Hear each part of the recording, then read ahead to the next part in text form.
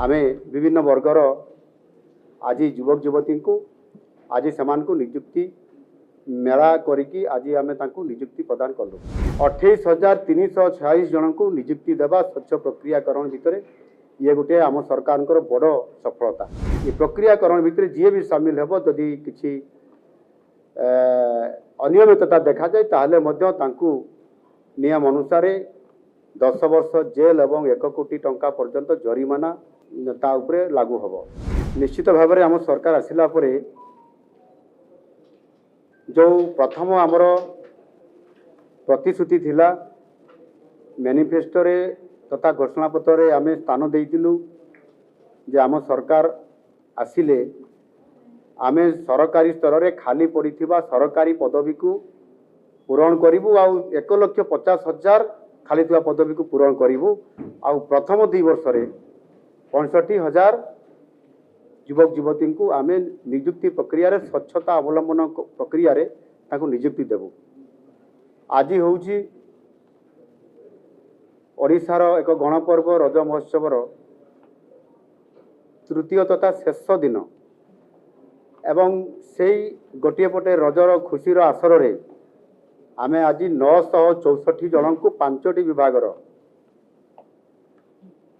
आमे विभिन्न वर्गर आज युवक युवती को आज से निजुक्ति मेला करी आज आम निजुक्ति प्रदान कलु। ये ओडिशार राजनीति इतिहास रे गोटे आज को मिसेला 10टी निजुक्ति मेला एवं एथिरे 28,346 जन को निजुक्ति देवा स्वच्छ प्रक्रियाकरण भितर ये गोटे आम सरकार बड़ सफलता। सेथिरे गोटे कथा बहुत समय आसे जे स्वच्छता जीरो टॉलरेंस दुर्नीतिर कथा सरकारी कर्मचारी मध्य अनेक थाए और से आम स्वच्छता अवलंबन करने प्रथम रे प्रक्रियाकरण से आम आईन भी आणिलु जो आम जो ओडिशा सर्विस आईन आणिलु आ सेथिरे मध्य आम ये प्रक्रियाकरण भितर जी भी सामिल हेब जदि किसी अनियमितता देखा जाए ताहले मध्य तांकु नियम अनुसार 10 वर्ष जेल एवं 1 कोटी टंका पर्यंत जरिमाना ता उपरे लागू हब। आ यह करने द्वारा मध्य निश्चित भाव में आज पर्यंत 10टी निजुक्ति ये प्रक्रियाकरण भितर स्वच्छता अवलंबन करी आसिबा ये गोटे बहुत बड़ कथा एवं से जीरो टॉलरेंस कथा भी आम कहूँ सेमानकु मध्य आज परामर्श दिया जाइछि जे कठिन परिश्रम करी परिवार आशीर्वाद सहित महाप्रभु जगन्नाथ आशीर्वाद एवं जो हजार हजार युवक युवती भितर प्रतियोगिता रे जो आमर 4 लाख प्लस जो सरकारी कर्मचारी अच्छा मात्र लोक संख्यार 2% आ सेई भितर आपण आज स्थानित होइछंती सुजोग पाइछंती एटा बहुत बड़ कथा। एणु आपण सेई अनुसार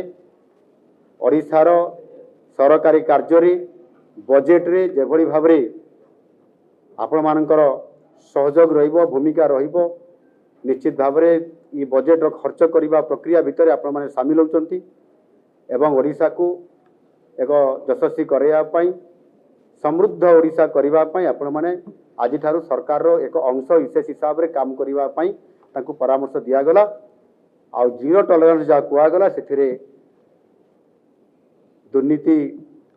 को दूरे दे आपण माने काम करिवे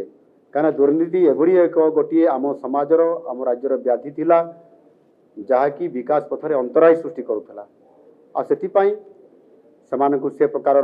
सचेतनता कर दिया हिची कहीं नाम सरकार जीरो टॉलरेंस या को गुरुत्व दियंती आ से आधार रे जदि किछि त्रुटि आसे से जॉइन करिवार आरंभ दिन रे हो बा चाकरी सरिवार गोटे दिन पूर्वरु हो आमे कठोर निष्पत्ति नहीं पारू ये कथा को मध्य आमे कहिचु आ निश्चित भाव में समाने मध्य बहुत खुशी थिले आज डबल खुशी नहीं करी समाने जाइछंती काली आम राज्यर जनसाधारण सेवारे से लागिबे एवं समय धार्य अनुसार जो दायित्व से दिया जिवो सेथिरे निश्चित भाव में सेमानकु सहयोग करिवे एवं से जनसाधारण काम थरे करदेले जो आशीर्वाद मिले जो भल पाइबाटा मिले से प्रकार सम्मान और आशीर्वाद साउंटिबे और सेटा ही आपंकर जीवनर बड़ पुंजी हेब ये प्रकार बड़ कथा आज तांको पाखरे रखा जाइछि। निश्चित भाव में आशा करी ये नियुक्ति प्रक्रिया रे आगामी दिन में आहरी 40,000 रु अधिक सरकारी खाली थिबा पदवी मध्य पूरण करा जिवो एवं बेसरकारी स्तर में जोठी उत्कर्ष ओडिशा अच्छी मेक इन ओडिशा कनक्लेव माध्यम आज आम शिल्पायन क्षेत्र में वर्तमान सुधा गत 5 मास भितर 4टी जगार आम ग्राउंड ब्रेकिंग कर सारीचु। 1,78,000 कोटी टंकार इन्वेस्टमेंट आम तार श्री गणेश और शिलान्यास कर सारीचु। 1,10,000 युवक युवती मानक आम नियुक्ति देवाई पूर्ण प्रतिश्रुति आम लोक दे पारू एवं ताकू ग्राउंडिंग एवं करुछु। से दृष्टिकोण एबे सुधा 45,000 रु अधिक प्राइवेट सेक्टर से शिल्पायन से प्रतिष्ठान अनुष्ठान विभिन्न व्यवसाय केन्द्र आमे समान को अवस्थापित स्वच्छ प्रक्रिया करेकरी आज पाखापाखि 73,000 रु अधिक युवक युवती मानक गोटे वर्ष भितरे आज नियुक्ति करी नुआ सरकार आम सरकार आज ताकू पूरा करिसेंती।